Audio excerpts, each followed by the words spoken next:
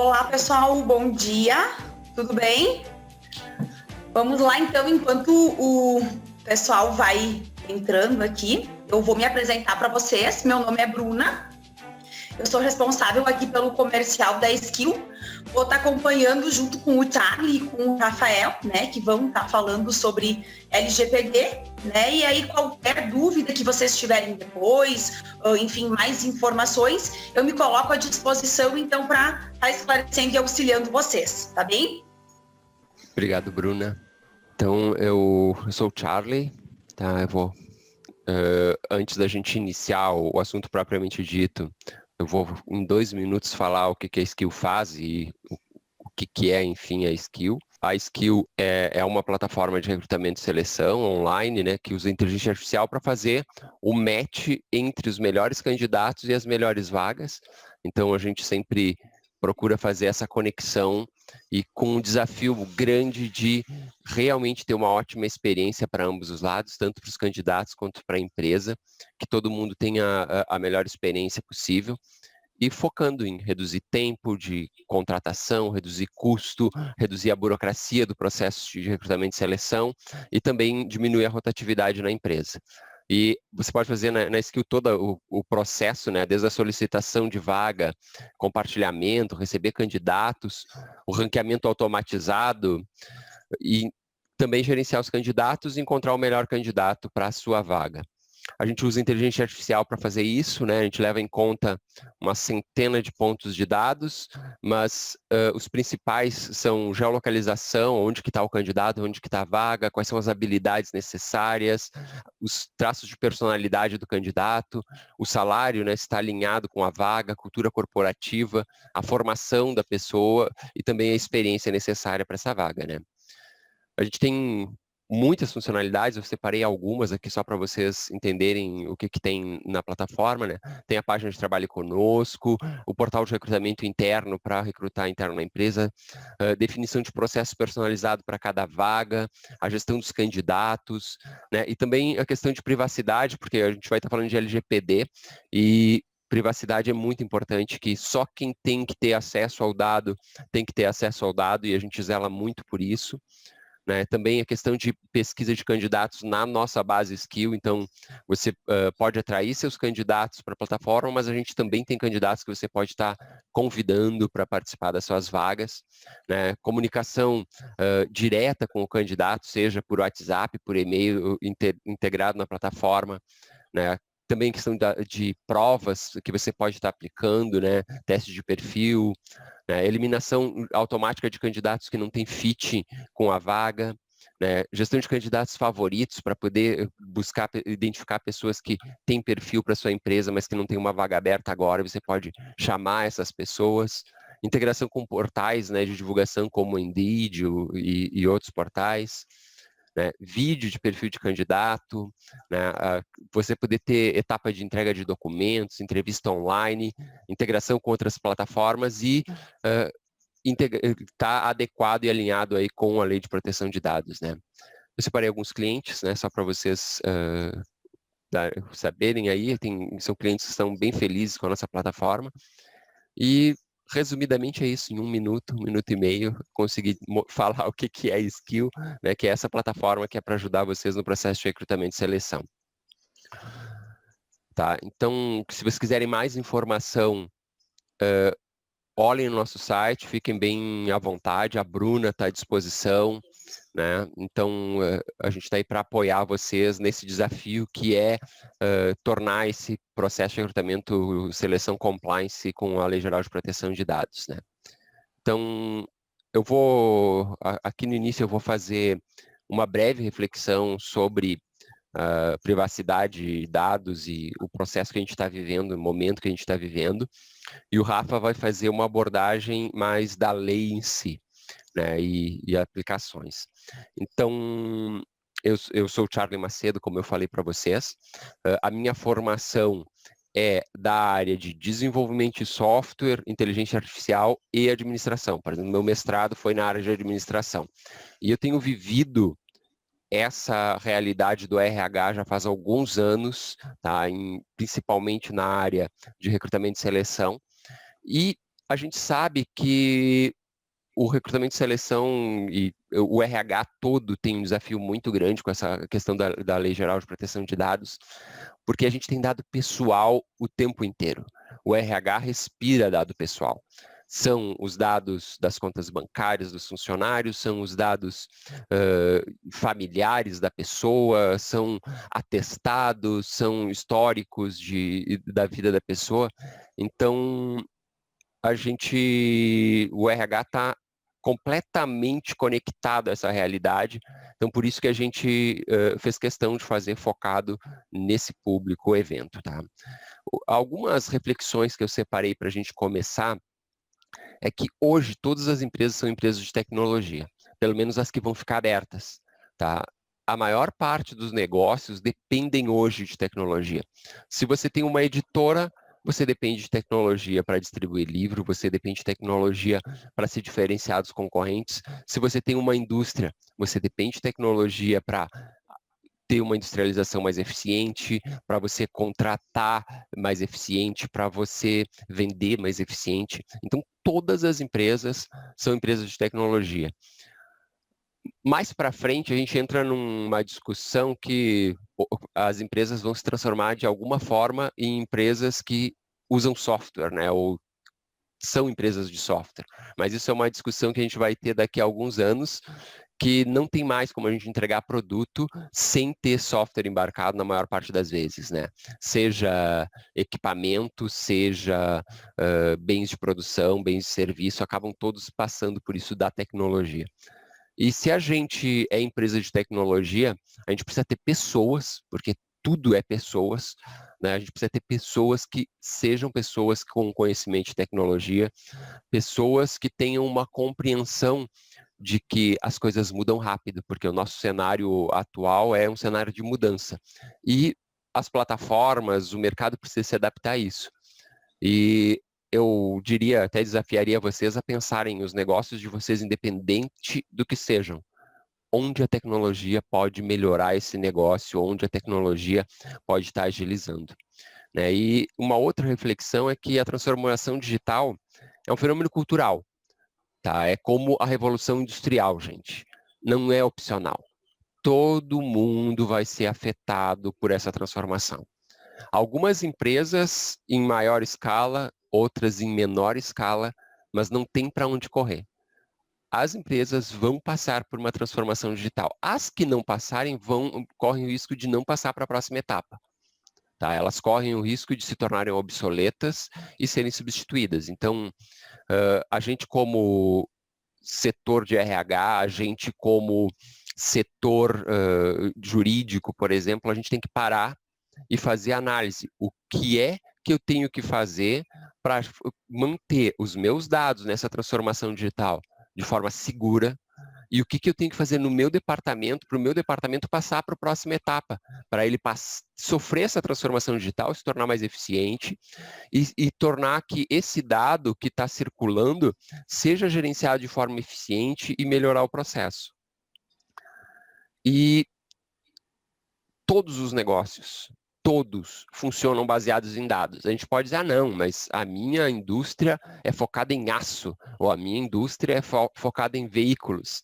Gente, se a gente não tiver controle de processo, não vai conseguir entregar o ônibus, não vai conseguir entregar a malha de aço, não vai conseguir entregar a cadeira, tá? Nem o serviço. Então, a gente precisa entender que os dados, eles estão aí. Eles estão já dentro das nossas empresas e nós estamos sendo responsabilizados por esses dados agora. Muitas pessoas levavam isso no oba-oba até alguns dias atrás, e isso precisa mudar. A gente precisa começar a olhar os nossos negócios como negócios que usam dados e nós somos responsáveis por esses dados e a gente tem que manter eles em segurança. Tá? Não é descartar todos os dados, a gente sabe disso, que não dá para descartar tudo, mas descartar o que é inútil e manter seguro o que é importante. E o RH não é diferente, gente. O recursos humanos é um dos lugares com maior sensibilidade de dados. Tá? Se a gente observar na mesa de qualquer pessoa do departamento de RH, você vai encontrar currículos, você vai encontrar folhas de pagamento, você vai encontrar atestados médicos, que são dados que, de certa forma, podem colocar em risco a sua empresa se vazar, né? E as pessoas tendem a olhar que os dados são só o que está no computador, tá? Então a gente precisa fazer essa reflexão, não é isso, tudo que está em papel é dado, tudo que está lá no seu arquivo morto é dado, né? Tudo que está guardado nos backups, tudo que está nos CDs que você tem guardado lá no armário, né? Então a gente precisa fazer essa reflexão.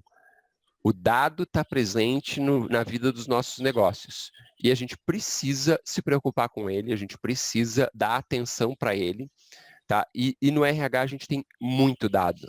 Então, por isso que a gente trouxe esse evento para a gente fazer essa reflexão da lei, pensando nessa ótica do RH, que o dado dos nossos candidatos, os dados dos nossos funcionários, o RH é o guardião desse dado. E ele precisa de ferramentas, ele precisa otimizar processos, ele precisa, em realidade, se preparar para essa transformação que está acontecendo, né? E minha última reflexão que a gente deve fazer é: a LGPD veio para todos. A LGPD, ela não é algo que é para grandes empresas, tá? No formato que a gente está hoje, da mesma forma que na Europa tem o GDPR, a LGPD veio para todas as empresas e para todas as pessoas, no final de contas, né? Porque todos nós temos nossos dados espalhados pela internet, espalhados pelas empresas, e podemos nos valer da LGPD para manter isso em ordem.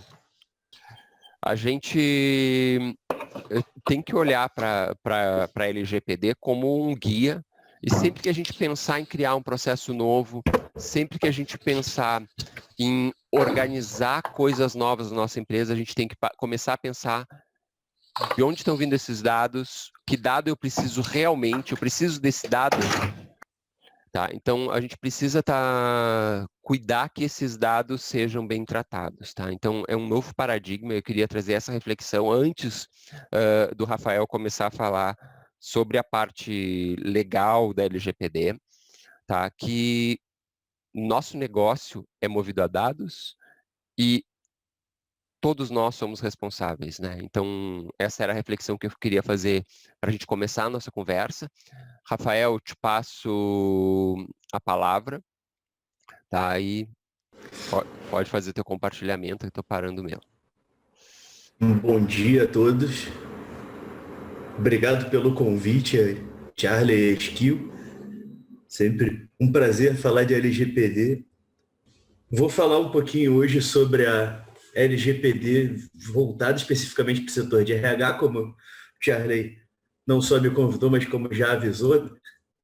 Me apresentando rapidamente, né? Além de ser advogado, eu sou formado em publicidade e propaganda também, trabalhei 15 anos com publicidade, então posso confirmar o que o Charlie diz, hoje não se faz nada sem dado, e não só dado pessoal ele vai ser muito importante na segmentação da tua comunicação, mas o dado não pessoal também, que não é protegido pela LGPD por não ser pessoal, mas o Charlie falou o exemplo lá das fábricas, da indústria do aço, isso daí é mais do que verdade, e a tendência é que isso seja cada vez mais daqui para frente. Eu tenho um amigo que trabalha com Big Data numa empresa, numa consultoria grande, enfim, que atua mundialmente, e numa fábrica aqui da região ele conseguiu, ele é de São Paulo, mas atuando aqui na região, ele conseguiu diminuir o desperdício de material de 30% para menos de 8%, na linha de montagem, só usando sensores, captando quanto que entra de material, quanto que entra quanto que sai de produto pronto, né? Então, com o uso da tecnologia, com o uso de dados, se conseguiu aí reduzir o desperdício a menos de 1/3 do que era. Também sou especialista em multimídia e comunicação e estou concluindo a especialização em direito digital, que é a área que eu mais trabalho atualmente, né? E participo de algumas entidades aqui da cidade e da região. Sou diretor de desenvolvimento sustentável da Câmara de Indústria e Comércio, do Comitê de Estudos Jurídicos da ANERGS, que é uma associação de administradores, onde nós temos um comitê de estudos jurídicos justamente para traduzir as leis para os administradores e para os executivos, né, para fazer aquela maluquice que é a legislação brasileira fazer algum sentido para uma pessoa normal. Sou vice-coordenador da Comissão de Direito Digital e Novas Tecnologias da OAB, membro do grupo de estudos de LGPD do Trinopolo, que é o polo de TI aqui da Serra Gaúcha, onde faço parte junto com o Charlie, inclusive, e coordenador jurídico da Acelera Serra, que é uma entidade voltada para startups aqui da Serra Gaúcha. E passando já diretamente para o nosso assunto, falar sobre os impactos da LGPD para o setor de RH, e como o Charlie antecipou, é certamente um dos setores mais impactados nas empresas. Na maior parte das empresas, inclusive, vai ser o setor mais impactado. A LGPD, para quem não sabe, ela já está valendo agora, desde o dia 18 de setembro. Foi uma confusão para saber que dia que ela começava a valer, mas finalmente começou, né? Ela inicialmente estava prevista para fevereiro, depois ficou para agosto, tinha um projeto de lei que jogava para 2022, tinha uma medida provisória que jogava para maio do ano que vem, depois um projeto de lei que jogava para 1º de janeiro, e quando todo mundo achou que ia ser 31 de dezembro, mudou tudo, não vou nem dizer da noite para o dia, porque foi do dia para o mesmo dia. Quando todo mundo achava que era uma coisa, teve a reviravolta no Senado, e aí ninguém sabia nem mais contar que dia que ia começar a valer, porque caiu no negócio no artigo obscuro da Constituição, que acho que ninguém nunca usou para nada nos últimos 5 anos, e foi o que aconteceu lá. Então, dia 18 de setembro, a LGPD começou a valer com a publicação de uma outra lei que não tem nada a ver com a LGPD. Dava uma palestra só para explicar essa confusão aí.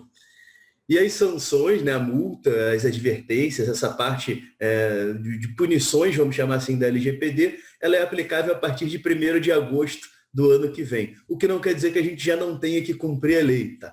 Porque nós temos aí 2 coisas separadas. Uma são as punições que a lei traz e a outras punições que outras leis trazem e a possibilidade de ações judiciais que já estão acontecendo aí.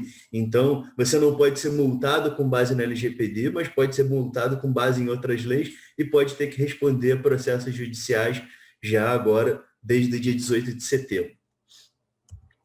E fazendo aqui um breve histórico de onde veio essa confusão toda de proteção de dados, o assunto não é novo, como parece, né?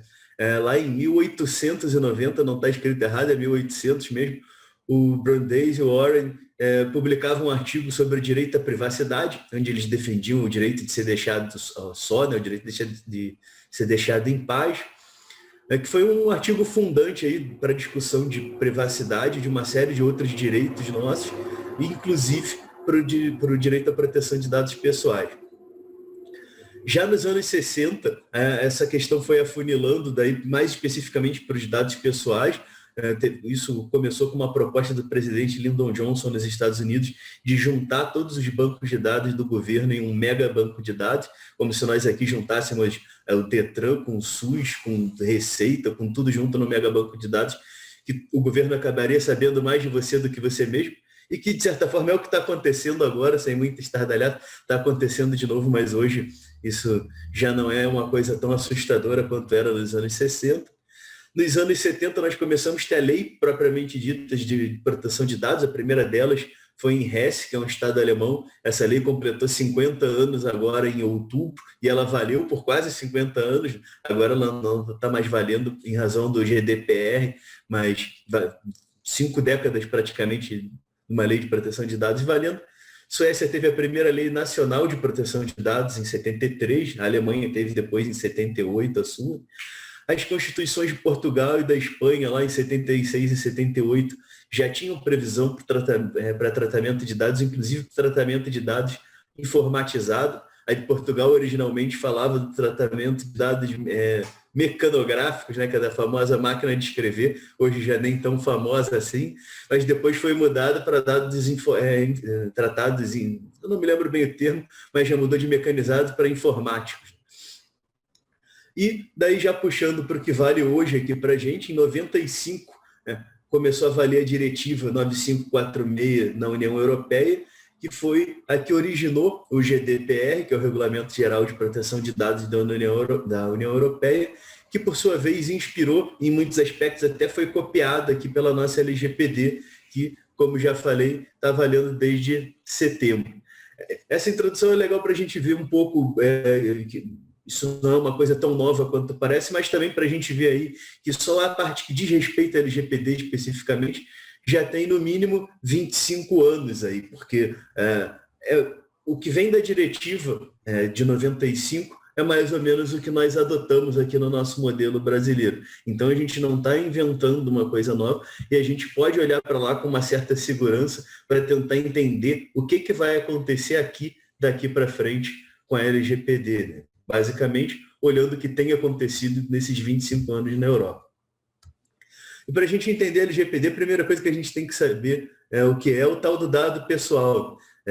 A própria lei vai dar essa definição e vai dizer que é qualquer informação que possa pensar, até a mensagem de WhatsApp é uma informação, desde que relacionada a uma pessoa física identificada ou identificável. Identificado vai estar ali, Rafael de Tomaso tem tal formação, mora em tal lugar e, sei lá, tem tal carro, comprou tal coisa na Amazon na semana retrasada. Então, qualquer informação que esteja relacionada a mim enquanto pessoa identificada vai ser um dado pessoal.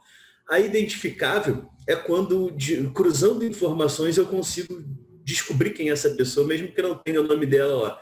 Então, vamos pegar, por exemplo, o IP que eu uso para navegar na internet. Eu pego, cruzando as informações desse IP, com o horário que esse IP foi utilizado e com o banco de dados do provedor de internet que diz quem foi que usou esse IP em determinado horário, eu consigo chegar no Rafael. Então, vou dizer, Rafael tem, chutando alto, daí te junta ali, formado em Direito e formado em Publicidade. Talvez tenha sobrado só eu. Senão tu bota aí vascaíno e que tem coragem de admitir isso em público a essa altura do campeonato. Né? Daí não tem outro. Daí só eu mesmo. Então, cruzando informações aparentemente sem relação entre elas, a gente consegue identificar. Tem uma pesquisa, inclusive, que diz que cruzando apenas o CEP e a data de nascimento, você já consegue identificar uma pessoa com, sei lá, 90 e tantos % de precisão. 2 dados simples que tu distribui em qualquer lugar, né? Uma compra online tem lá teu CEP e provavelmente tua data de nascimento junto num cadastro que tu fez, já cruza e já identifica. E, além do dado pessoal em si, a lei traz algumas categorias especiais de dados. Eu não vou falar detalhadamente de todas, né? Mas a mais importante aqui para a gente é o dado pessoal sensível, que são aqueles dados basicamente relacionados à raça, etnia, atividade político-sindical, religião, saúde, vida sexual e os dados genéticos ou biométricos. São aquelas informações que ou podem levar o sujeito a ser discriminado ou que podem levar a um grau de identificação muito preciso desse sujeito, como o caso da tua impressão digital, reconhecimento facial, esse tipo de questão. E tratamento de dados, por sua vez, é qualquer coisa que você possa fazer com dado pessoal. Desde a coleta, então, preenchi o cadastro, né? O dono daquele cadastro já fez uma coleta, já fez um tratamento de dados. Então, botei meu nome e meu e-mail para baixar aquele e-book grátis, tratamento de dados. Já fiz uma coleta e já fiz um armazenamento, porque eu guardei isso daí em algum lugar. No momento que eu for mandar uma newsletter, estou utilizando esse dado pessoal. Então, tudo que você possa imaginar fazer com um dado pessoal é um tratamento. Então, o conceito da LGPD de tratamento é muito mais abrangente do que o conceito de TI, por exemplo, que pensa, não, tratamento é quando eu pego esse conjunto de dados que eu já tenho e espremo eles para tirar novos dados. Isso também vai ser um tratamento. Mas tudo que tu fez antes, só para já ter aqueles dados à tua disposição, é tratamento também. E aí, para quem ainda não entendeu o que tem a ver com essa história aí, tem alguns exemplos aí que vão fechar todas com o setor de RH, né? Primeiro, o banco de dados, que você tenha um tratamento no mínimo de armazenamento, provavelmente de classificação também, porque teus dados vão estar ali classificados. E banco de dados vocês podem pensar desde da nuvem da Oracle até aquela planilha do Excel que tu tem guardada no desktop do teu computador. Os arquivos físicos, a gente vê que muitas empresas, principalmente as maiores, ainda têm um volume enorme de arquivos físicos. Eu, no começo de novembro, ali, começo para metade de novembro, eu fui fazer a vistoria do espaço físico de uma empresa que é minha cliente em São Paulo. Eu achei caixas e caixas de disquete no arquivo físico deles. Eles nem sabem que não deve nem funcionar. Eu acho que tem gente que trabalha lá que nem sabe o que é um disquete. Assim, e tá ali, caixas e caixas de arquivo em papel. A gente achou uma pasta com o prontuário de um ex-empregado da empresa que tinha sido contratado em 89 e demitido em 92. Isso que a gente nem procurou muito. Então, para vocês conseguirem ter uma ideia da quantidade de papel que ainda se guarda desnecessariamente. Os documentos de clientes, os documentos dos empregados também, né? Os currículos são dados pessoais, né? Os contratos de trabalho, né, têm dados pessoais e são fundamentais ali para se estabelecer as regras dos tratamentos que vão ser feitos com os dados dos empregados. Os exames admissionais, demissionais e periódicos não só são dados pessoais, como são dados pessoais sensíveis, porque são dados relativos à saúde.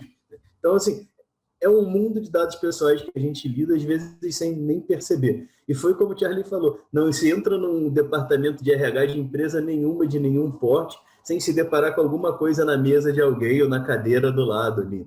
É raríssimo. Só quando eles sabem que a gente vai fazer aquela auditoria e escondem tudo para parecer que tá organizado. E daí a gente até se preocupa, fala, esses caras estão querendo enganar o auditor, imagina depois, no dia a dia, como vai ser aqui. Bom, outra figura que é importante a gente falar um pouquinho aqui é o tal do encarregado, de PO. Né? É legal a gente falar isso quando a gente fala em LGPD para o setor de RH por duas razões. Primeiro, assim, todo controlador, que é a empresa que vai fazer qualquer coisa com os dados e que toma decisões em relação a esses dados, que é um pouquinho diferente do operador, que é o que só vai agir de acordo com o que o controlador manda, ele tem que indicar o encarregado. Isso desde o dia 18 de setembro. Quem não indicou e quem não colocou os dados de contato desse cara no site já está descumprindo a lei. Esse sujeito ele vai ser responsável por fazer a ponte entre a empresa e o titular de dados e entre a empresa e a autoridade nacional. Mas, além disso, é uma oportunidade de mercado que existe hoje aí, trabalhar como encarregado de dados, trabalhar como DPO. Tem muitas empresas, inclusive, que não fazem ideia do que vão fazer. Tem uns que estão falando, vamos pegar aquele cara que está meio sem fazer nada, vamos pegar aquele cara que já trabalhou com alguma outra área mais voltada a processos, ou, enfim, ou a segurança da informação, que tem um pouco mais de afinidade com a área, e está nomeando ele de PO até para não gerar um custo a mais. Só que as empresas grandes, principalmente, não só estão procurando, como estão com dificuldade de encontrar DPOs qualificados no mercado. Então, aí é uma oportunidade de mercado que eu acho que só tende a crescer e que aí para um futuro não distante, talvez até já no ano que vem, se abre um mercado, inclusive, do DPO profissional como o síndico profissional lá, empresas que oferecem o serviço de DPO. Hoje, isso não é proibido, eu acho que vai continuar não sendo. Depende da regulamentação da autoridade nacional, mas acho que vai continuar nesse sistema. E, além disso, esse cara ele também tem a função de orientar os empregados da empresa. Então, ele não ele tem que conhecer a lei, o mínimo dela, e não só a lei, como os processos da empresa que lidam com dados pessoais, para ele conseguir fazer essa orientação de forma adequada. Não adianta eu ter lá um software muito bom, um antivírus, firewall, os processos no papel todos bonitinhos, e as pessoas não saberem o que fazer com aquilo. Isso é comum não só na área de proteção de dados, qualquer área. A gente vê lá a empresa com uma política linda, perfeitinha, tu olha de ponta a ponta, não, está cobrindo tudo que tem para cobrir. Mas as pessoas nem conhecem, aquilo é um papel na gaveta de alguém. Não serve de nada. Os agentes de tratamento, como eu falei, a lei divide em dois, o controlador que toma as decisões e o operador que age conforme as orientações desse controlador. Um exemplo que a gente tem disso é o escritório de contabilidade que faz o processamento da folha de pagamento, por exemplo. Então, eu tenho lá a folha, eu vou mandar os dados dos meus empregados para aquele escritório, que vai simplesmente processar a folha e não vai fazer mais nada com aqueles dados. Vai fazer o que eu mandei. Ele não, então esse cara não precisa cumprir a lei? Não, claro que precisa. Se ele descumprir a lei, ele vai responder também. Mas, enquanto ele agir cumprindo a lei e cumprindo as ordens do controlador, ele vai responder de uma forma muito mais suave se der algum problema. E a lei ela tem alguns fundamentos que eu norteiam, né? Eu não vou falar de todos eles, mas eu vou destacar aqui 3. O respeito à privacidade e, junto com ele, a inviolabilidade da intimidade, honra e da imagem. Então, o próprio nome da lei já nos diz que é uma lei de proteção de dados pessoais, ela não é de regulamentação de dados pessoais, ela não é de nenhuma outra coisa diferente de proteção. O foco dela é proteger isso daí. Então, o grande centro da lei vai ser o titular de dados. Mas, por outro lado, ela também não vem aí para coibir o desenvolvimento do país, né? Que se a gente parar para olhar hoje a lista das maiores empresas do mundo, o maior ativo dessas empresas justamente são os dados que ela tem para tratar e a maior parte desses dados pessoais, inclusive. A gente está falando aí de Apple, está falando de Microsoft, de Amazon. A Amazon ela não ganha dinheiro vendendo livro. Sim, ganha dinheiro vendendo livro, mas ela ganha mais dinheiro sabendo a hora de te jogar aquele livro na cara, aquele outro produto, aquela luminária para tu ler de noite, se ela vê que tu compra livro às 3 horas da manhã, aquele livro que é do mesmo autor do outro que tu comprou antes, sabendo o momento propício de te jogar aquela compra, de te estimular aquela compra, ganha muito mais dinheiro por isso do que simplesmente por ter o livro lá. Ela tem um livro que nem sabe que existe, mas ela vai entender antes de ti que tu quer comprar aquilo lá, o livro ou o celular, ou enfim. Hoje a Amazon está longe de ser a empresa que começou, que vendia só livros, né? Hoje se vende de tudo ali. E a lei, ela se preocupa, embora haja um desequilíbrio nesse sentido, ela se preocupa também em manter viva a possibilidade do desenvolvimento econômico e tecnológico e da inovação. Ela tem uma série de princípios também, e mais uma vez eu não vou me aprofundar em todos, mas um que eu acho importante a gente destacar aqui é o da finalidade. Eu vou juntar 3 de uma vez: a finalidade, a adequação e a necessidade. Eu fazer os tratamentos para propósitos legítimos, né, e específicos, e eu também tenho que informar isso ao titular de forma clara. Esses tratamentos, todos eles, têm que ser adequados à finalidade proposta, e dentro disso daí eu tenho que tratar o mínimo necessário de dados para atingir aquela finalidade. Então a gente tem que perder um pouco essa mania de querer coletar todos os dados possíveis e de querer guardar para sempre esses dados. Isso, inclusive, muitas vezes representa um custo, não só em termos de armazenamento, mas em termos de processamento. Às vezes você gasta um tempo enorme processando dados que têm 0 utilidade para você, enquanto você poderia estar gastando esse mesmo tempo, esses mesmos recursos de processamento com dados mais relevantes. Isso é uma dificuldade que a gente tem visto em todas as empresas, é aquela quantidade enorme de dados que ninguém nem sabe por que coleta. Pergunta para o cara lá, mas por que tu pega esse dado? Porque está no formulário. Sim, mas por que está no formulário? O cara não sabe te responder por que aquilo está ali. Eu já entrei num prédio, daí eles fazem aquelas perguntas todas para poder fazer o cadastro para entrar no condomínio agora, né? Eu quero o teu nome e teu CPF. Para entrar no prédio, eu falei, para que tu quer meu CPF? Para me emitir uma nota. O cara ficou me olhando com aquela cara. Óbvio que eu rodei meu CPF, senão eu nem ia conseguir entrar no prédio. Mas por que razão que eu coleto o CPF daquela pessoa lá? Antes eu coletava o que eu queria, mas agora isso pode me gerar um passivo jurídico. Eu posso ter que responder, né, se houver algum incidente com isso. Então eu tenho que pensar 2 vezes se eu quero ou se eu não quero ter esse dado na minha base. Outros princípios que eu vou destacar aqui são da segurança e o da prevenção, que também caminham juntos, que aquilo eu tenho que oferecer segurança ao titular dos dados, eu tenho que manter em segurança os dados que eu tenho comigo, e segurança aqui não só contra vazamento, que é o que a gente sempre pensa primeiro, né, mas quanto, por exemplo, destruição acidental ou proposital desses dados aí. Então, esses tempos eu estava fazendo uma vistoria numa empresa que o arquivo morto deles, que tinha uma enormidade de dados pessoais ali dentro, não só pessoais, tinha contábeis também, mas cheia de goteiras, e aí a medida de segurança, contenção às goteiras que eles fizeram foi esticar uma lona em cima das caixas do arquivo lá, em vez de consertar o telhado. Então, a gente tem que ter isso em mente, porque um dos direitos do titular é o direito do acesso aos dados. Então, se eu quero acesso aos meus dados foi destruído, essa empresa está cometendo um ato ilícito também de não me dar o acesso aos dados que eu teria direito. Então, são coisas que a gente tem que ter em mente aí. E fora a parte de segurança lógica ali, né? Tipo, proteção contra hacker, proteção contra, sei lá, contra incêndio. eu tenho que pensar também na segurança física disso daí. Não adianta eu ter todos os mecanismos para impedir que o hacker entre no meu servidor, mas o meu servidor fica do lado de fora da empresa, numa casinha com a porta de madeira. Então, preocupações que a gente tem que ter e que às vezes não tem. A LGPD, como é a segurança da informação no geral, é uma coisa multidisciplinar. A gente não pode botar numa caixinha, né? Tem que pensar no todo. E a gente sabe que a maior parte dos dados que a empresa vai ter, principalmente em formato físico, fora os contábeis, que também é um volume grande de dados, são os dados de RH. Os contábeis hoje cada vez mais são digitais, né? E no RH também, mas tem coisas que você não se escapa. Então, o teu médico do trabalho vai continuar recebendo o resultado dos exames no envelope, né? Vai continuar tendo um prontuário físico ali na maior parte dos casos, alguns já estão digitalizando.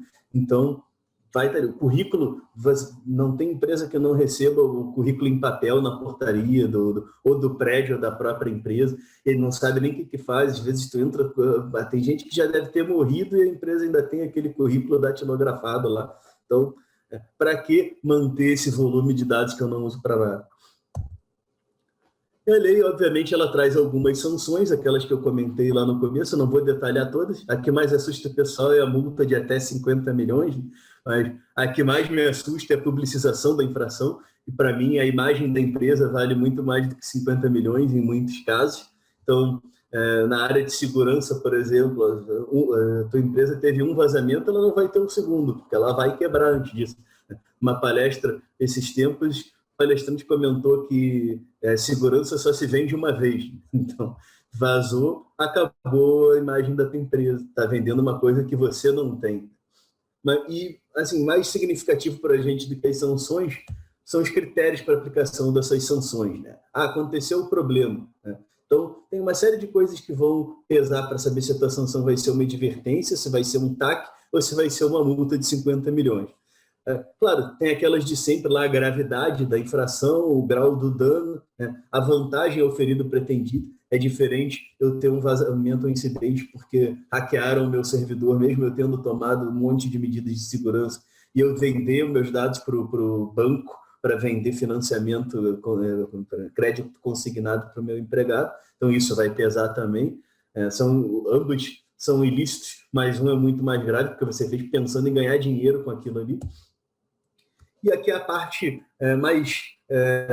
que a gente tem que se preocupar mais, que é o que? A adoção reiterada e demonstrada de medidas para reverter ou mitigar os danos, né? E a pronta adoção de medidas corretivas.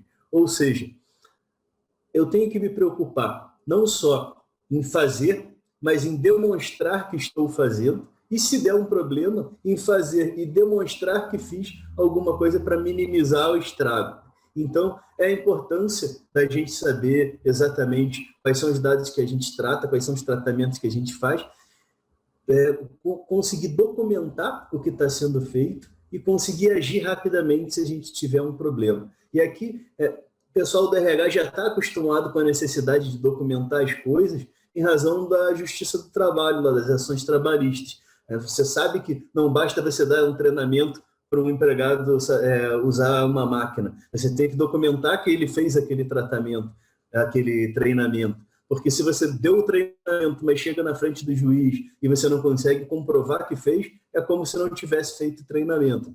Então, do ponto de vista da LGPD, isso se repete. E para quem está na dúvida se a LGPD pega ou não, eu trago aí 3 exemplos, né? O primeiro e o segundo, eu já vou juntar eles num só. A lei entrou em vigor dia 18, que foi uma sexta-feira, e no dia 22, que foi a segunda-feira, a gente já tinha 2 ações. Uma pública, movida pelo Ministério Público do Distrito Federal, contra uma empresa que justamente vendia dados pessoais, e uma de um estudante que procurou o advogado. Se eu tivesse que apostar dinheiro, eu diria que foi o advogado que procurou o estudante, que questionou o uso dos seus dados para reconhecimento facial, né, dos seus dados biométricos, pela empresa de ônibus lá de Pernambuco. E a do Ministério Público meio que já terminou, mas ele já tem mais outras aí. E essa do estudante, até onde eu sei, continua correndo. E aí tem essa notícia do G1, que a notícia está toda errada, a manchete errada de ponta a ponta, mas ela serve para ilustrar, né? Na verdade, a Cyrela não foi multada em 10 mil reais, ela foi condenada a pagar 10 mil reais de indenização por danos morais. Não foi por infração à Lei Geral de Proteção de Dados, porque o que a Cyrela fez foi antes da LGPD, mas foi com base em outras leis, né? Código de Defesa do Consumidor, Código Civil, a própria Constituição. E, não, mas, enfim, ela é ilustrativa porque a sentença ela cita de ponta a ponta a LGPD, embora não use a LGPD de base para condenação, usa a LGPD de base na fundamentação teórica do negócio. Fala, a LGPD diz isso, mas além da LGPD, só pelo Código de Defesa do Consumidor eu já posso aplicar por isso e por aquilo. E daí, já puxando aqui para o RH, esses tempos eu estava participando de um evento da ANAMATRA, que é a Associação Nacional dos Magistrados da Justiça do Trabalho, e um juiz do TRT6 falou com todas as letras lá que a Justiça do Trabalho agora, além de todas as suas funções constitucionais que já cumpre com louvor, também vai ser a Justiça da Proteção de Dados. Então, vocês podem esperar chegar àquela ação trabalhista com todos aqueles pedidos tradicionais e mais o de uso indevido de proteção de dados. Então, mais um cuidado que a gente tem que ter no RH. E agora, uma coisa que é bem importante na lei são as bases legais. A lei não te proíbe de fazer o tratamento, mas ela te exige que o tratamento seja feito com uma justificativa. Ela te traz 10 possíveis. A pior de todas é o consentimento. E eu tenho visto alguns contratos de trabalho que jogam tudo no consentimento. É errado, tá? Não tem outra palavra, é errado, é a pior coisa que pode fazer. Consentimento no contrato de trabalho, ele não vai ser considerado livre nunca. Eu vou falar um pouquinho mais disso. Então, as mais sólidas que a gente tem são a execução de contrato a pedido do titular, porque existe um contrato de trabalho, e a obrigação legal ou regulatória pelo controlador. Eu tenho uma lei ou um regulamento que me exige fazer esse tratamento. Consentimento, a própria lei diz que ele tem que ser livre, né? E nunca vai ser considerado na Justiça do Trabalho livre um consentimento e, consequentemente, nunca vai ser considerado pela Autoridade Nacional de Proteção de Dados livre isso daí. E fora que ele pode ser revogado a qualquer momento.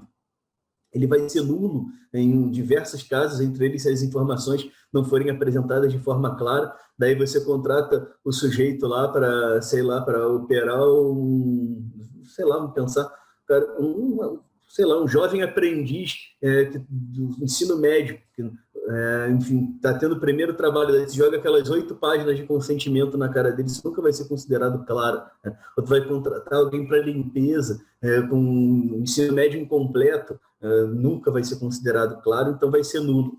E o ônus da prova, mais uma vez, é da empresa. O GDPR, ele inclusive diz lá claramente, a LGPD não diz isso, mas o GDPR vai ser a nossa inspiração, que o consentimento não vai ser um fundamento jurídico válido quando tiver um desequilíbrio entre as partes.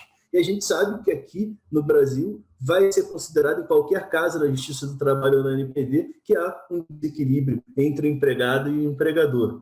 E o ICO, que é a autoridade nacional do Reino Unido, usa inclusive a questão das relações de trabalho como exemplo de quando não se usar o consentimento como base legal para o tratamento. E eu vejo quase todo dia algum contrato de trabalho que me chega com uma previsão de tratamento de dados com base no consentimento. Isso é errado, é muito errado. Vai ter alguns poucos casos em que pode-se pensar em usar o consentimento no contrato de trabalho e que mesmo assim dá para pensar em outras soluções, como, por exemplo, o plano de saúde opcional, porque ela quer o plano de saúde ou não, tá? Então você consente que eu mande seus dados para a operadora de plano de saúde, daí a gente pode pensar num consentimento livre. Agora, em outro caso, ou eu dou o consentimento ou eu perco o emprego, ou eu não ganho emprego, então não vai ser livre. O interesse legítimo, que é uma outra base relativamente frágil, mas já bem melhor que o consentimento, vai ser avaliado conforme o caso concreto, né? E pode ser utilizado, inclusive, para prestação de serviços que beneficiem o titular, então já é uma coisa que a gente pode pensar para alguns casos no contrato de trabalho. A execução do contrato vai servir tanto para prestação de serviço quanto para pagar por esse serviço, então não preciso dar o consentimento do cara para usar os dados bancários dele para fazer o pagamento do salário dele, não faz nem sentido, mas se a gente fosse pensar só pelo consentimento, era o que teria que ser feito. Posso pagar seu salário, senhor? Ah, não, hoje eu não quero.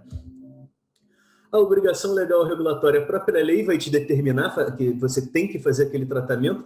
A CLT te traz uma série de obrigações nesse sentido, como manter o registro dos empregados e realizar os exames admissionais, demissionais e periódicos. Então, a CLT é um exemplo de obrigação legal regulatória, não só de dados pessoais, mas também de dados pessoais sensíveis, que são os dados de saúde. Então, a gente tem que ter isso daí em mente, muito mais sólido do que se pensar em outra base qualquer, né? E a gente tem que ter claro também que a gente não vai usar uma base legal só. Cada tratamento a gente vai ter, de repente, uma base diferente. Então, a base legal que eu vou usar para recrutamento e seleção não necessariamente vai ser a mesma que eu vou usar para guardar um currículo que eu quis guardar depois disso daí, para realizar um exame de saúde, para pagar o salário, para pagar as verbas rescisórias e guardar os dados desse sujeito depois da demissão. Então, ali depois da demissão, eu vou guardar, por exemplo, para me preservar contra uma potencial ação trabalhista, né? Recrutamento e seleção, eu não tenho ação trabalhista ainda que eu possa pensar, nem contratei esse sujeito. O exame de saúde, eu tenho uma lei que me obriga, né? Então, cada tratamento que eu for fazer, eu vou ter que buscar qual que é a base legal mais adequada para aquilo. E não tem bem uma fórmula, né? Cada caso vai ser diferente. E a gente tem que pensar não só na empresa em si, mas nos fornecedores da empresa, que vão ser operadores e a empresa é responsável com eles, como no caso da folha, que é processada fora da empresa, dos benefícios, vale transporte, vale refeição, vale alimentação, né? Armazenamento externo de dados, aquelas empresas que usam storage lá, tipo um Iron Mountain da vida, para guardar documentos em excesso, lá, documentos antigos, normalmente os bancos com quem eu vou ter onde eu vou processar o pagamento dos salários dessas pessoas, jovem aprendiz lá, a empresa onde eu contrato lá, o CIEE, ou sei lá, o Instituto Salesiano, o Senai, o escritório de advocacia que vai lidar com dados dos meus empregados, principalmente o trabalhista, auditorias externas que muitas empresas passam, que vão ter acesso a dados. Então, a gente tem que ter essa visão aí do conjunto todo, do ciclo de vida dos dados. Os direitos de titular são vários, né? Entre eles o do acesso, que eu já falei, e o da portabilidade. Eu tenho direito de levar meus dados para uma outra empresa. A confirmação da existência de tratamento, informação sobre o compartilhamento com outras empresas. Então, uma série de direitos que eu tenho. Uma preocupação que nós devemos ter também com a transferência internacional, que tem algumas regras, principalmente a se assegurar que a proteção que se tem aqui vai se ter para onde esses dados estão indo. E para quem acha que não faz, eu sinto informar que faz sim. Quase toda empresa hoje faz em algum grau uma transferência internacional, nem que seja para serviços de nuvem, de hospedagem em nuvem. Muitos desses serviços já estão montando servidores no Brasil, mas a gente não sabe bem para qual servidor que o nosso dado está indo. A segurança e sigilo, eu já tinha comentado, a gente tem que manter a medida de segurança não só contra acesso não autorizado, mas também contra situações acidentais ou ilícitas de destruição, por exemplo. E, havendo algum problema, eu tenho que comunicar tanto a autoridade nacional quanto o titular dos dados se houver um risco ou dano relevante. A empresa vai responder, também já tinha comentado, tanto pelos danos morais quanto patrimoniais, seja ela controlador ou operador, se agir em desconformidade com a lei. E essa responsabilidade, também já comentei por alto, ela é decorrente não só da LGPD, mas de outras leis também. Só não vai responder se provar que não fez o tratamento, que não violou a lei ou que houve culpa exclusiva do titular ou dos terceiros. E os riscos que a lei traz são não só as sanções administrativas da própria lei e o dano reputacional que eu já tinha comentado, mas a consequente perda de clientes, a responsabilidade civil, que são as ações judiciais, e a penal. Aí, por exemplo, se eu faço um uso discriminatório dos dados, ou se eu destruí propositalmente, eu roubei os dados de outra empresa, eu posso responder criminalmente por isso aí. Finalizando aqui, algumas questões que a gente tem que ter em mente é que muita coisa ainda depende de regulamentação pela autoridade nacional, que inclusive vai estabelecer as regras para adequação progressiva daqueles bancos de dados que nós já temos de antes da LGPD, e várias outras leis se aplicam também, né? Como o Marco Civil da Internet, o Código de Defesa do Consumidor, o Código Civil, a Lei do Cadastro Positivo e diversas outras leis. Era isso. Fico aí à disposição uns minutinhos para responder algumas perguntas e deixo meus contatos para se alguém ficar com alguma dúvida depois ou quiser trocar uma ideia sobre algum assunto da lei, fico à disposição. Sempre respondo, nem sempre é rápido, mas eu sempre respondo. Ótimo, Rafa. Então, enquanto o pessoal posta as perguntas no chat, a gente tem uns minutinhos ainda para fechar o evento às 10 horas. Pensando no RH, tá? Olhando pelo ângulo do RH, o que um departamento de RH, que passos ele deveria tomar para ficar compliance com a LGPD? Dá alguma dica aí? Bom, o primeiro passo, e daí não só para o departamento de RH, mas para qualquer departamento de qualquer empresa, mas principalmente para RH, é entender quais são os dados que eu trato. Né? É fazer o que a gente chama de mapeamento. Que dados que eu tenho aqui? Pô, eu tenho currículos, eu tenho folha de pagamento, eu tenho prontuário do empregado, eu tenho exames demissionais e admissionais periódicos, eu tenho essa pastinha, eu tenho esses currículos. Beleza, entendi o que eu tenho. Daí depois eu tenho que entender de onde vem isso daí, né? Então, pô, eu tenho os dados que vêm da Skill, eu tenho os dados que vêm do LinkedIn, eu tenho os dados que o cara deixa o currículo aqui na porta, eu tenho os dados que ele mesmo me dá aqui quando preenche a ficha, quando assina o contrato. Né? Beleza, entendi de onde vêm esses dados. Onde eu guardo esses dados? Eu tenho lá o TOTUS, o SAP, o não sei o que, o sistema lá qual for, tem a planilha do Excel que eu mando daqui para lá. Né? E aí, essa última parte, para onde vão os dados que eu tenho aqui? Eu mando para a Lelo, que faz o Vale Transporte e o Vale Alimentação, eu mando para a hamburgueria do Zé, que tem um convênio que eu dou o nome CPF, eu mando para a nuvem, onde eu hospedo as coisas. Então, começar a entender de onde vem, onde fica e para onde vão esses dados. Entendendo isso, eu já vou começar a ter um cenário melhor da realidade do meu setor e começar a poder pensar aí nas coisas mais objetivas, vamos chamar assim, da lei, que é, quais são as bases legais que eu tenho para cada tratamento desse? Para esse aqui eu não tenho, então não posso fazer. Quais são as medidas de segurança que eu tenho para aquele armário lá onde eu guardo os currículos e prontuários dos empregados? O armário fica aberto lá na recepção. Então, e essa papelada que eu deixo em cima da mesa com dado de folha, tem que cuidar para isso não ficar aparecendo. Então, a gente passa, às vezes a gente vê lá aviso prévio em cima da mesa da RH que fica com a porta aberta. Daí o cara sai até meio chorando de dentro da sala porque parou e viu, me ralei. Então, ter esse cuidado, primeiro de entender o que a gente está lidando e depois de começar a adotar as medidas de segurança necessárias e buscar quais são as bases legais que a gente está usando para fazer cada tratamento. Não é só isso, mas isso já dá trabalho aí para uns bons meses. Certamente dá trabalho para uns bons meses.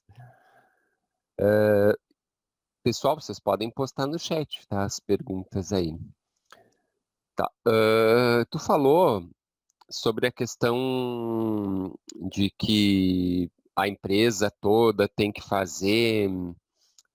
tem que fazer essa análise, a questão também de ter um DPO que é nomeado para a empresa toda.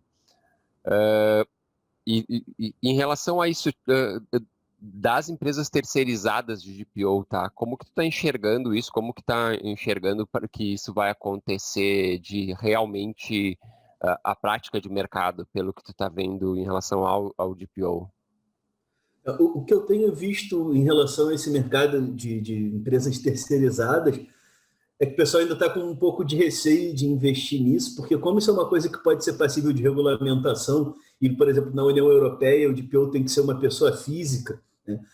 E a gente sabe que aqui a nossa lei é meio bagunçada, e mais bagunçada do que o normal, porque ainda não está nem regulamentada. Então, eu vejo o pessoal ainda com um pouco de medo de investir em empresas de DPO, mas eu vejo algumas empresas que eu atendo, inclusive, falando, eu não quero ter um DPO aqui dentro, eu quero contratar alguém de fora. Então, eu acho que vai ter mercado, mas é um mercado que tem que ver quanto tempo ele dura, né? Eu não vejo uma razão, até vejo uma que é assim, o DPO terceirizado ele não vai entender muito do teu negócio, né? Ele não vai estar ali vivenciando o dia a dia da tua empresa. Então, vai ter que ser um serviço muito bem pensado. Eu acho que ele não vai servir para qualquer empresa de qualquer porte. Mas para pequenas empresas e tudo mais, tendo um DPO contratado que seja especializado num segmento, por exemplo. Eu sou dentro da minha empresa de terceirização de DPO, eu tenho fulano que é especialista em DPO para padaria. Daí esse cara atende só padaria. Aí dentro eu tenho outro cara que é DPO só para farmácia. Farmácia eu nunca acho que tem que ter DPO próprio, porque farmácia lida com um volume estúpido de dados pessoais e faz, na maior parte das vezes, um monte de tratamento que, se não é ilegal, está quase ali, que tem que... mas em outros setores, sei lá, no comércio, uma empresa pequena, de pequeno porte no comércio varejista, eu acho que cabe sim. E eu não acho que vai ter um problema quanto ao DPO pessoa jurídica, porque o texto original da lei previa que tinha que ser pessoa física e depois foi retirado da lei. Então a gente já teve uma mudança para deixar a lei mais aberta, o que não impede de fazer outra para deixar ela mais fechada de novo. Como dizia, acho que o Magno, nosso ministro, no Brasil, até o passado é incerto. Até o passado é incerto, é bom. Então, olha só. Apareceu uma pergunta. Existe obrigatoriedade ou necessidade de ter documentos de responsabilidade para quem tem a guarda desses dados na empresa ou até terceirizadas, como a contabilidade? A lei não obriga, mas eu recomendo. Uma coisa que eu tenho recomendado a todos os meus clientes, inclusive, é que formalizem contratos com os fornecedores, com quem não tem contrato formal, que é comum. Tem escritório de contabilidade há 47 anos, tá? Cadê o contrato? Não, nunca fiz.